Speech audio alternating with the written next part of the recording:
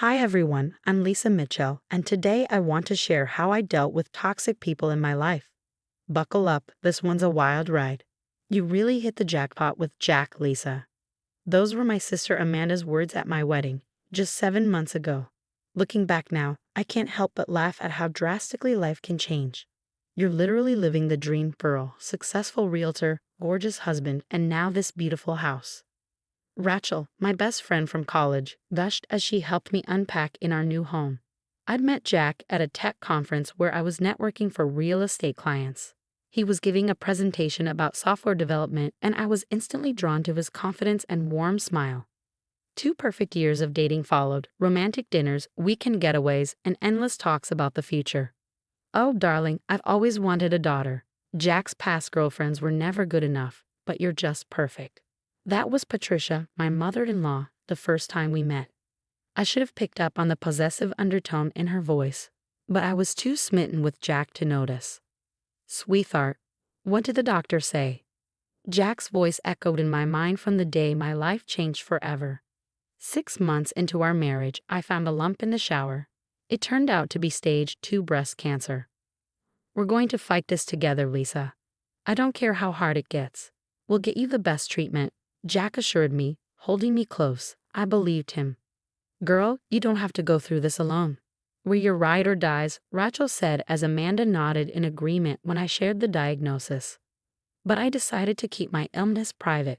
I don't want clients backing out of deals because they think I'm unreliable.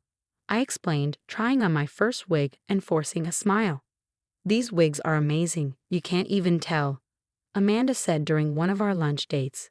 But not everyone was so supportive. Patricia's questions became unsettling. How long have you known Lisa? Did she ever have health issues before? She asked Rachel, fishing for information. Be careful around her, Lisa. Something about the way she watches you gives me the creeps, Rachel warned. Then came the uninvited visits. Lisa, honey, I brought you some homemade chicken soup, Patricia chirped one afternoon. I hadn't given her a key, but she somehow had one made. This kitchen is a mess. How do you expect to take care of Jack if you can't keep the house clean? And what's with all this takeout? A wife should cook fresh meals. I was too drained from chemo to argue. The criticism became routine. Then, one day, I caught her rifling through my medical files in the home office. What are you doing? I demanded. Oh, I was just tidying up, she replied, feigning innocence. Jack seems so worried lately. Is there something you're not telling us? The final straw came at a family barbecue. I had just completed my 3rd round of chemo and put on my best wig, determined to appear strong. Everyone, I'd like to propose a toast, Patricia announced, standing behind my chair, to family and honesty. I felt a tug, and time seemed to freeze. My wig slipped off in front of everyone. Gasps filled the air.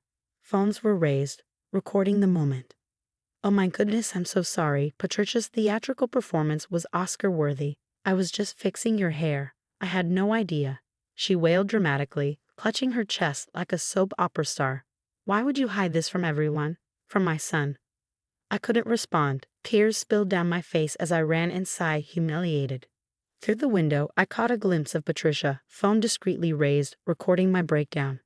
That evening, my phone buzzed. It was a text from Amanda, forwarding screenshots from Patricia's family group chat. Patricia, look how she's deceiving my poor Jack. What else could she be hiding? Cousin, who knows if she's even sick? Maybe it's all for attention. Patricia, did you see her run away? So dramatic. Jack deserves better than a lying wife. Cousin, remember Jessica from college? She's still single. Patricia, thanks for filming it, Pat. Can't believe she fooled us all this time. Jack's response, Mom's just concerned. Maybe if Lisa had been upfront from the beginning. My hands trembled as I read the messages. My husband, the man I thought was my partner, wasn't defending me. He was siding with her. Rachel's voice was firm when I called her, sobbing. Girl, I'm coming over right now. This isn't just mean anymore. This is straight up evil. We need to document everything. That night, while Jack worked late again, I began recording every interaction with Patricia, saving every message. If she wanted to play games, I'd be ready. The next morning, I overheard Patricia's voice coming from Jack's home office. She was on speakerphone. I think Lisa's using cancer as an excuse to avoid family gatherings. Have you noticed how she's always too tired for events? And Jessica asked about you the other day. Her words cut through me like knives. Later that week, my assistant called. Mrs. Mitchell, your mother-in-law canceled the Johnson House showing. She said you were too ill to make it. My blood ran cold. 3 canceled appointments in a month, all major listings without my consent. As Rachel helped me organize my medications that afternoon, she held up a nearly empty bottle. Where are your pain meds? This bottle's almost empty, but you barely touched it. We inspected the pills closely. They weren't my prescribed medication. They were over-the-counter vitamins, carefully swapped to look like my pain pills. Then came another bombshell. A text from Kate, Jack's cousin. Can we meet for coffee? Alone. At the cafe, Kate's hands shook as she slid her phone across the table. Lisa, I need to confess something.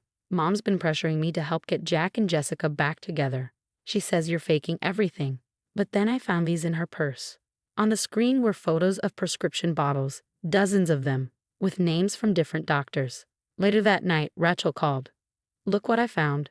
3 restraining orders against Patricia from former in-laws. And get this, James, Kate's ex, reached out to me on LinkedIn. The pieces were falling into place. James called me himself. Lisa, you need to know what you're dealing with. Patricia destroyed my marriage to Kate. She stole my anxiety meds, spread rumors about abuse, even hacked Kate's email to send fake messages to my boss. I lost everything. Jack came home late again, looking tense. Mom showed me some concerning texts from your phone. What texts, Jack? She's lying. She's just worried about you. About us. Maybe you should stay with Amanda for a while. That night, I couldn't sleep. Scrolling through old family photos on social media, I noticed a disturbing pattern. Every serious relationship Jack or Kate had ended mysteriously, always with Patricia at the center. Rachel, I need your help, I said the next morning. We need more than just documentation. Rachel's voice was steel. Already on it. I've been recording everything and saving screenshots. And James sent something interesting. Patricia's old arrest record. Prescription fraud, 10 years ago. It all made sense now. The stolen medication, the canceled appointments, the constant undermining. Patricia wasn't just controlling. She was a manipulative, dangerous woman with a history. We need to be smart about this, Rachel warned. One wrong move, and she'll twist it around. Trust me, Lisa, that woman's going down. Rachel's voice was a lifeline as she helped load the last box into her car. While Jack was at work, I left the evidence neatly stacked on his desk. Photos, videos, testimonies, prescription records, everything. 3 days later, my phone exploded with notifications. Jack's voice trembled when he called. Lisa, I'm so sorry. I was blind. Mom's been arrested. The police found oxycodone prescriptions in her house under 10 different names, and she used my social security number to open credit cards. There's so much debt. I stayed silent for a moment, then replied, Did you also find the videos of her mocking my cancer or the proof she sabotaged my business? Kate called next, crying. Lisa, the police uncovered emails Patricia manipulated. She twisted every conversation between James and me. Our entire divorce was based on her lies. The family group chat that once mocked me became a support group for Patricia's victims. Former in-laws came forward with similar stories. Her once flawless facade crumbled under the weight of lawsuits. A week later, one of Patricia's old bridge club friends approached me at the grocery store. Miss Mitchell, we're all disgusted by what she did. To you, to everyone. She's not welcome in our circles anymore. My last chemotherapy session felt like a personal victory. My hair grew back stronger, just like me. My real estate business thrived, bolstered by clients who admired my resilience and honesty. Lisa, please, I've changed. Can we try again? Jack's text went unanswered. You deserve better than someone who didn't believe you, Kate told me over coffee. We'd grown close, healing together. Kate smiled shyly. I'm getting married again next month, to James. We'd love for you to come. Mom's not invited, obviously. Last week, I organized a charity event for cancer survivors. While greeting guests, I met someone new. He listened to my story, not with pity, but with understanding. Karma got her good, Rachel said, scrolling through her phone. Patricia's mugshot had made the local news, attached to multiple fraud charges and jail time. Her reputation was in shambles. I touched my now full head of hair, remembering that humiliating barbecue. You know what, Rachel? When she pulled off my wig, she actually did me a favor. She showed me exactly who my real support system was. The doorbell rang, and I found a bouquet of flowers waiting for me. The card read, "Congratulations on the downtown office expansion." It was from Kate and James.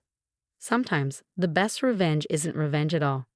It's rising above, succeeding, and living your best life while toxic people self-destruct. Patricia's in jail, her lies exposed, her reputation ruined. Meanwhile, I'm thriving, cancer-free, with a booming business and surrounded by genuine love.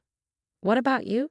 If you caught your mother-in-law going through your private medical records, would you confront her immediately or gather evidence quietly like I did? Would you tell your spouse right away or wait until you had solid proof? Share your thoughts in the comments. I'd love to hear how you'd handle a breach of trust like this. If my story resonated with you, don't forget to hit that like button and subscribe for more real stories about overcoming toxic relationships and standing up for yourself. Remember, your health battles are your story to tell. No one has the right to expose them before you're ready.